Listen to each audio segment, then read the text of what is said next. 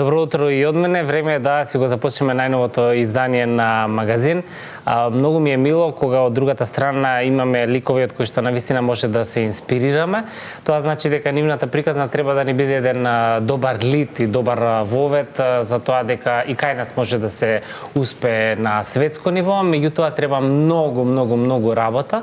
Замислете, тој цели 20 години е дел од диџеј сцената, иако е многу млад, но сепак започнал уште помлад и денеска може слободно, лично ќе си го дадам тоа право да кажам дека е најдобриот диџеј од Македонија, кој што ги прави најдобрите журки, многу добро ја познава публиката, не само кај нас, туку и во странство, затоа што соработува со најголемите диџејски куќи дискографски, диџеј и буквално ако ви кажам дека има настапувано и во дискотеки кои што се во рангот на 60 најдобри на ниво на свет, тогаш многу јасно ќе ви биде за што станува збор. Александар Галовски или Диџе Галовски, како што обично сите го познаваат. Добро утро и добро ми дојде. Добро утро, Валентин. Добро утро и поздрав до сите гледачи на емисијата Магазин. Огромна благодарност до вас како телевизија за медиумската поддршка уште од самите почетоци на кариерата. Се надевам дека си добро и дека сите кои не гледаат се добро. Така е, јас мислам дека со ваква енергија и убав муавет дека не може да бидеме поинаку од добро. Зошто научари пак? Секојаш научари. Трейдмарк. Трейдмарк. Не морам да те прашам за тоа, затоа што знаеш, некојаш народ знае да рече, па види го нешто се занесува, па сега научари ставил. Обично ми Стварно да го објасниме моментот, да. Ако не ги користев сега научариве, ќе ми течеа солзи низ очите, затоа што светилкиве веќе од 20 години сум по дискотеки и цело време светлото баш ми смета на видот.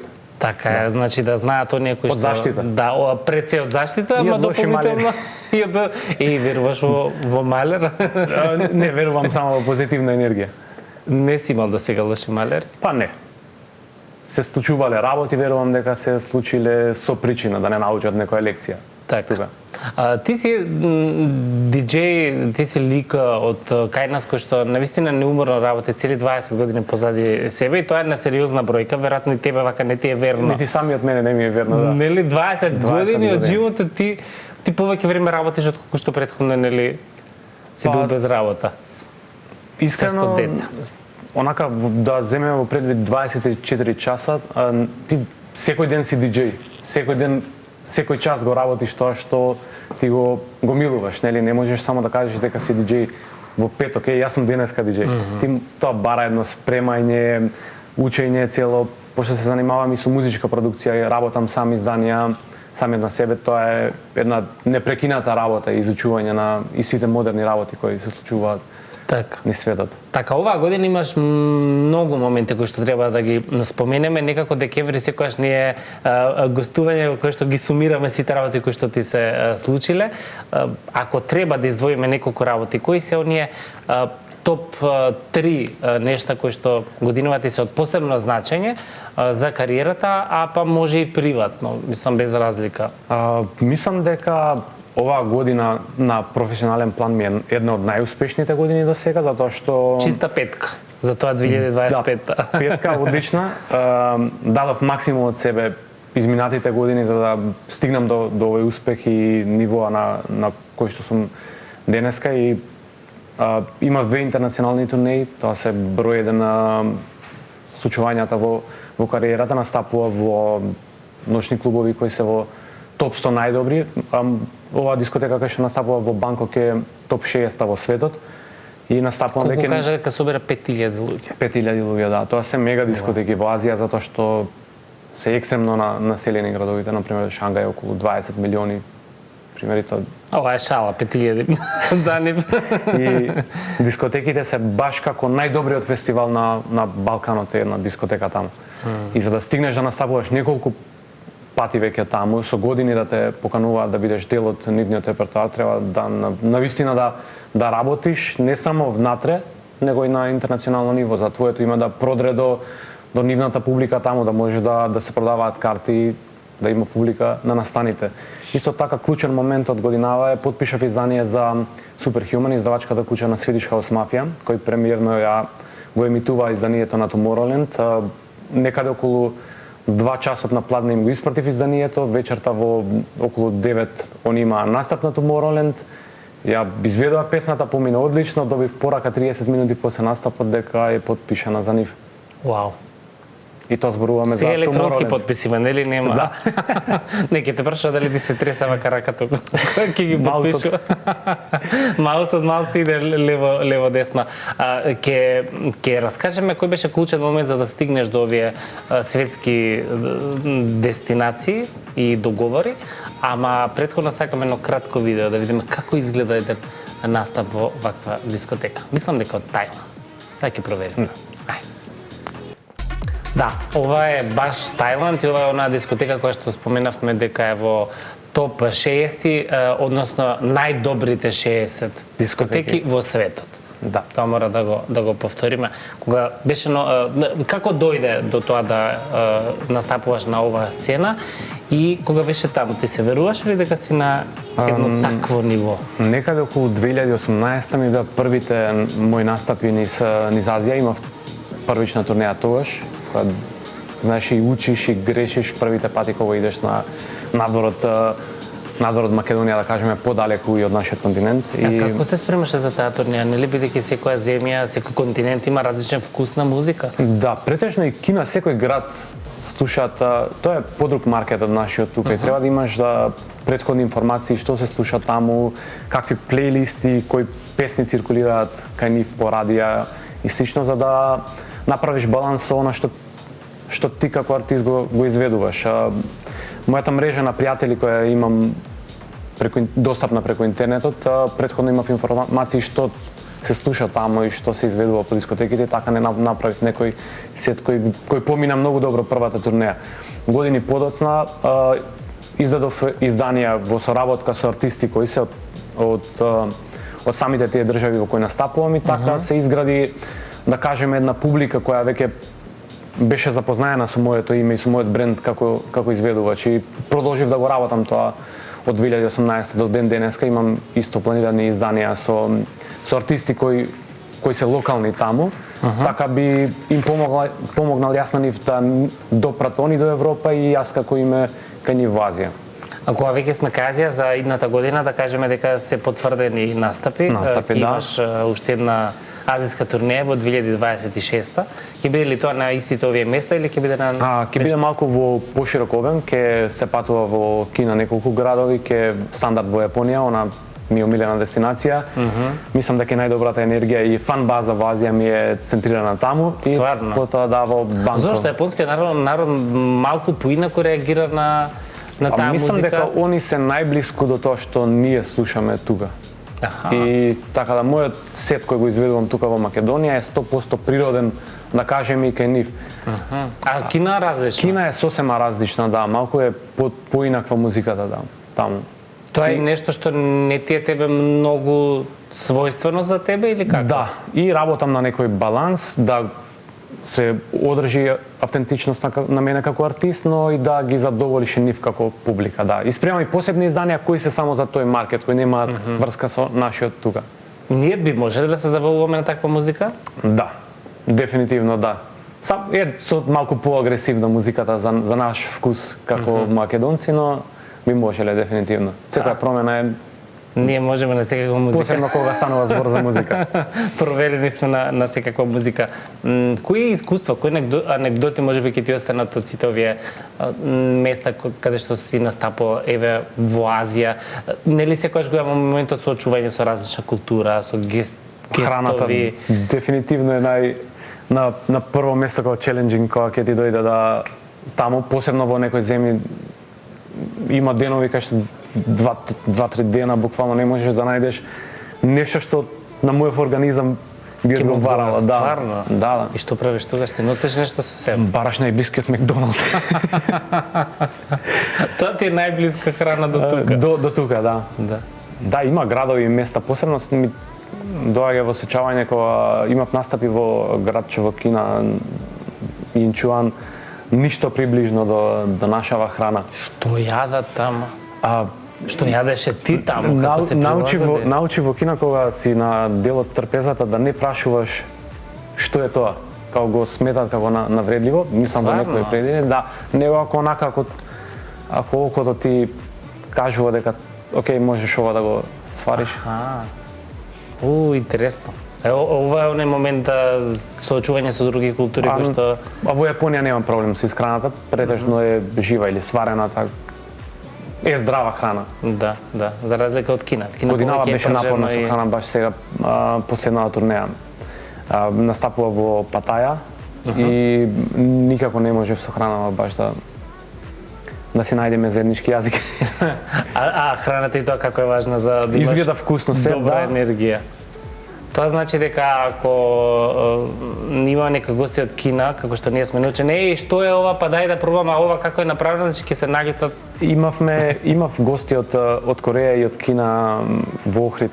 Настапував и беа дел они од настапите и они беа тука беа дел од неколку настани и знам дека им беше тешко нашата плескавица и пиперка во кајмак, тоа беше премрсно за нив. А пробали макало од лук? Пробаа сарма и баш имаше зезање дека тоа е нашето суши. Нашето суши баш. Ако Охрид не пробале макало, мислам дека сте погрешиле. Тоа следно. Или после тоа тешко ќе беше да го одржат настапот. Мислам дека они јадат лук премногу. Да, таму е нормално. Не пробале охридско макало со чорба. Интересно, верувам дека ова е она поубавата страна, освен имиџот, кариерата, парите, нели, кои што доаѓаат паралелно со тоа, учењето на новите култури. Дефинитивно. Кога почна како дете на 12 години, ти се веруваше, ова е од сегашно време. Веруваше ли дека ќе стигнеш еден ден до потајно? Да,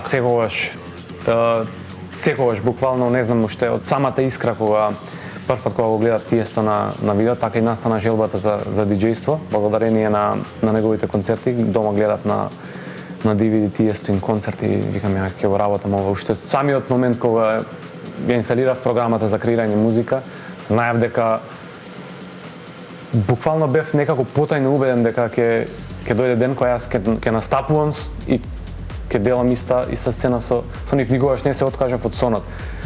За да работите бидат во реалноста со она што ти го замислуваш како дете, треба напорна работа и издржливост. Како било тогаш од дома? Какви биле нивните релации? Со оглед на тоа што имаш кажано, нели, дека доаѓаш од скромно семејство, како гледале на она што ти го правиш? Дали можеби ги имало моменти, не знам, седни, дај нешто, учи занает или некоја професија, економист, нели, правник тогаш, обично беа тие две професии онака must have. Имаш ли такви моменти? Верувам дека на самите почетоци не им било верно и на моите родители, инаку сум преблагодарен на нив со возможностите кои ги имале на самите тие почетоци да ми овозможат пристап, да кажеме, до интернет, првична опрема, професионални слушалки за работа, давале максимум се од себе да ми го олеснат патот, да ми бидат поддршка и никогаш не се запрашале дали ќе успеам, него секогаш биле столбот во позадина. И со тие лимитирани средства кои сме ги имале во тоа време. Посебно мајка ми има дадена посебна жртва за мене и мојата кариера. Така, како се одолжуваш ти денес?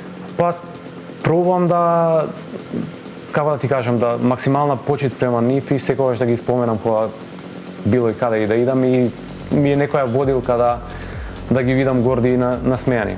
Тоа е најважно, нели?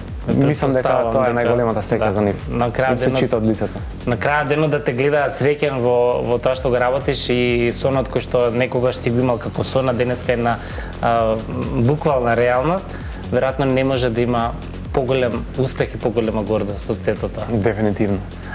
Ти започна со DJ Ицко. Да, и тој е некој што некако те зема под закрила во тоа време. Пред емисија, нели, која се видовме, велиш дека дури не ми е верно на 12 години, 12 години некој да те земе со себе, буквално како втор родител, да ти го даде патоказот што се вика од самите почетоци. Ми текнува кога првпат му пишав на него, беше мејлот. Не се познававте лично? Не, јас му пишав мејл како здраво господин Ицко и само ме додаде. Така беше мејлот со господин Ицко. Да, и као беше немој да ми пресираш као брат беше неговото и така започна таа комуникација, ми текнува, ме зеде прв пат на настап со него и тоа за мене беше сосема нов свет. Јас немав појма и представа како е да се оди да настапуваш во клуб, нели, немав додир со опрема. Нескромно бил секогаш позади мене и ми давал поддршка. Првите лекции за диџејството бил од него и ке го почитувам неговото име и споменувам до крајот на животот. Сум екстремно благодарен на него. Браво, ова е добар момент што не ги забораваш почетоците, не забораваш моментот од каде и како си почнал, бидејќи сите сме сведоци на... И ден денеска тие почетоци ми се инспирација за тоа дека не треба да човек да се откаже. Од него сум ги научил баш тие искрени лекции. Се сметаш ли дека си инспирација за младите, за сите оние кои што сакаат да влезат во диџејските води? Па, знаеш што, не можам јас да го кажем, тоа би требало да го каже другата страна, но верувам дека да, затоа што имам постигнато доста резултати кои се нереалистични во рамки од нашава земја на интернационално ниво, посебно да настапуваш со сите тие големи звезди, да бидеш на топ листите заедно со нив.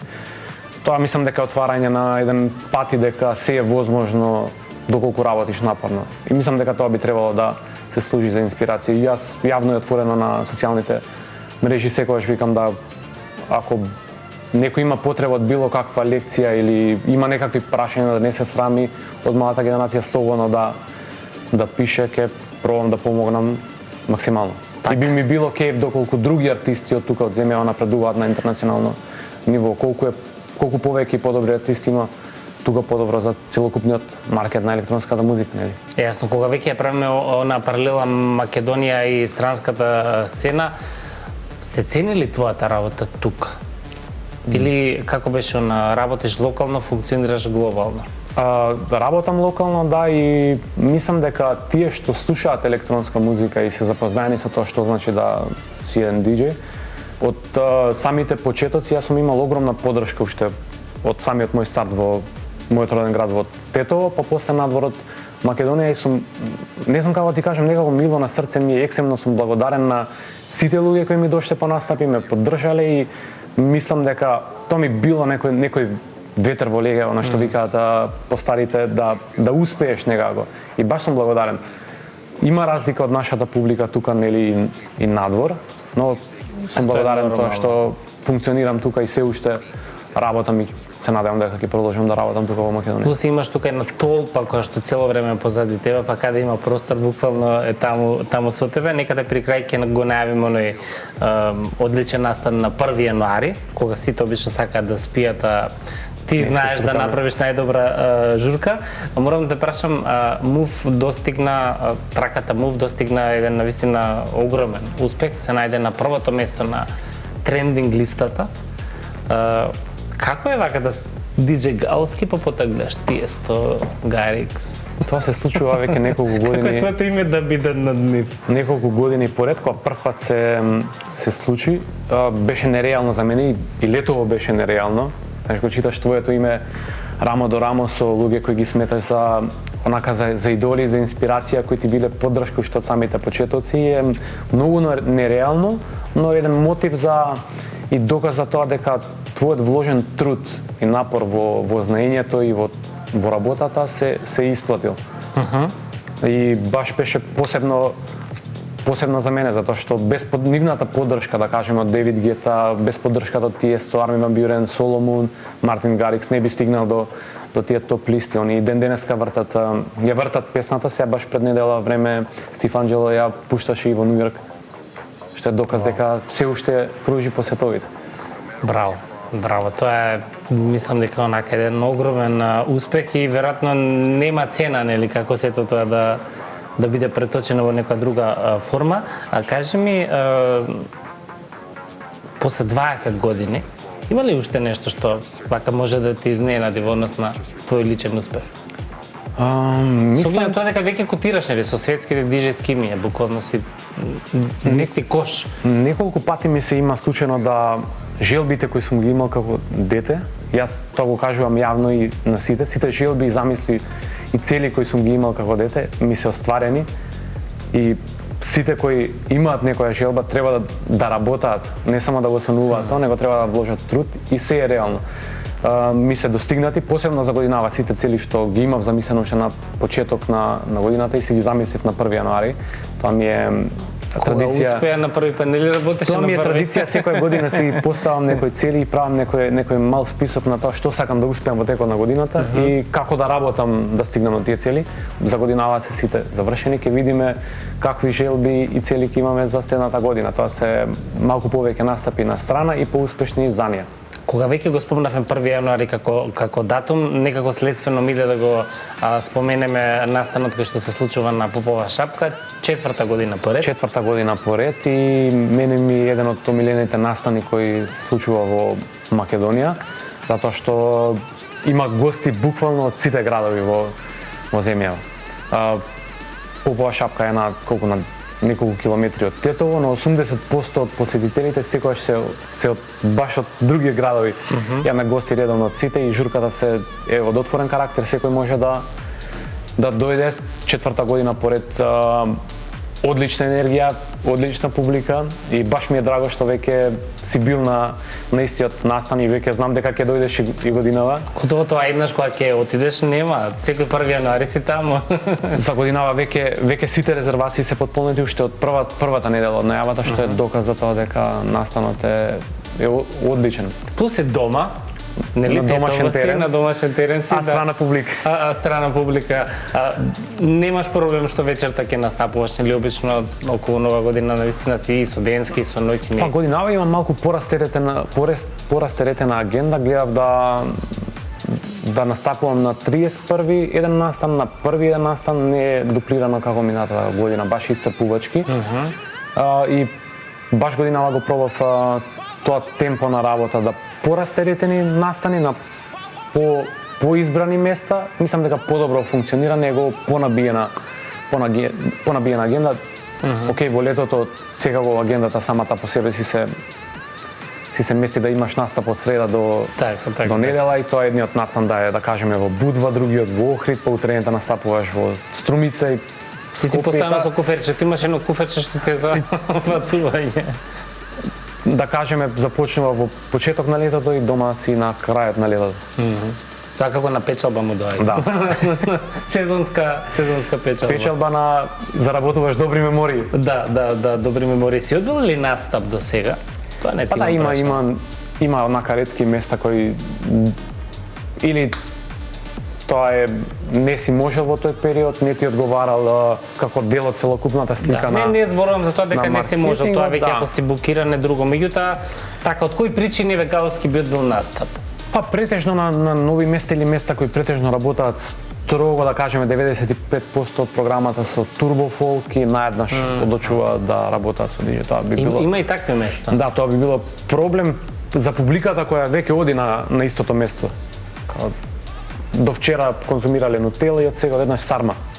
Тоа е огромна промена. Би требало знаеш да помине мал период да мислам дека тоа е разумно и здраво и за мене и за самиот организатор. Им кажаш причина зошто го одбиваш настапот? Да, дефинитивно. Да изреагира, да се наљута. Секогаш искрено и транспарентно. Не претежно на било као фала ти на искреност. Објаснување. Да. Си имал ли непријатни ситуации? Морало да има. Па да. 20 години назад. Да, имало. Претежно ги заборавам брзо и имало настани, например, кај организаторот бил онака екстремно лош, а настанот поминал предобро, така да ти се храниш со тоа што од енергијата што си го добил од публиката и самата таа рефлексија, забораваш на организаторот како организатор, имаш една добра лекција за воиднина. Така. Знаеш, не пробуваш да си ја храниш душата со лошите работи кои се случиле, него ги конзумираш како некоја лекција и да продолжиш понатака.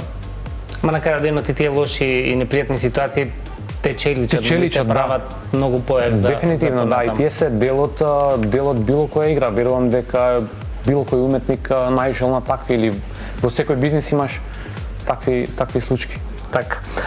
Да споменеме само дека имаше посета и во канцелариите на Tomorrowland. Тоа е една интересна баш пред можност. Пред месец бев таму, веќе работам 3 години, они се клиенти, имам сопствена фирма која, како ти кажам, Работи за странските диџеи. Музички консултации за странски диџеи. Клиенти ми се Девид Гета, Тиесто, Армин ван Бюрен, Мартин Гарикс, Карл Кокс. 80% од топ 100 најдобрите диџеи во светот. Веќе 3 години соработувам блиску со нив, како што пред емисијата ви покажав, веќе работам на издание на Девид Гета, кој е на 9 јануари, и маркетинг план како изданието да се проби. Одлично е да соработуваш со тие, посебно со Tomorrowland, кои ми се блиски пријатели. Имам одличен партнер во Амстердам, Руморт Билшулд. Имаме заедно, соработуваме и тоа е многу одлично. Супер, знам дека професионално си многу близок со сите овие диџејски имиња, но има ли приватни дружби? Да. Да? Да, со неколку од нив, знаеш, кога ќе се најдеш на фестивал, има доста зезање позади сцената, се тоа на пријателска база. Кој ти е вака најинтересен? Салваторе Ганачи. Не поведлив, затоа што потекнува тука од Балканот, човекот е доста успешен надворот на интернационално ниво, живее и работи во Шведска. Човекот е посебно приказна и легенда. Си се наоѓаш буквално на прва претпоставка. Да. Исто така имам посебна почит до Тиесто, некогаш имам зезање онака со другарите, како побрзо ми враќа на пораки Тиесто него ти. Да, пошто соработуваме на блиско ниво и од самите почетоци кога сум почнат е човек со најголема поддршка во мојата кариера. Тоа е интересно како на почетокот на 12-13 години Тиесто ти бил онака пример за тоа како треба да се биде, а денеска лично комуницираш со тој лик и да работиш со него буквално. Дури баш, и пред него си на листи некој. И годинава баш во ноември добив покана од него да снимам ексклузивен сет за него и неговата издавачка куќа, кој беше емитуван на 77 земји ширум светот, беше објавен и на официјалниот YouTube канал и тоа беше огромен гест од негова страна и за мен од големо значење да добиеш покана од Тиесто да снимиш ексклузивен сет.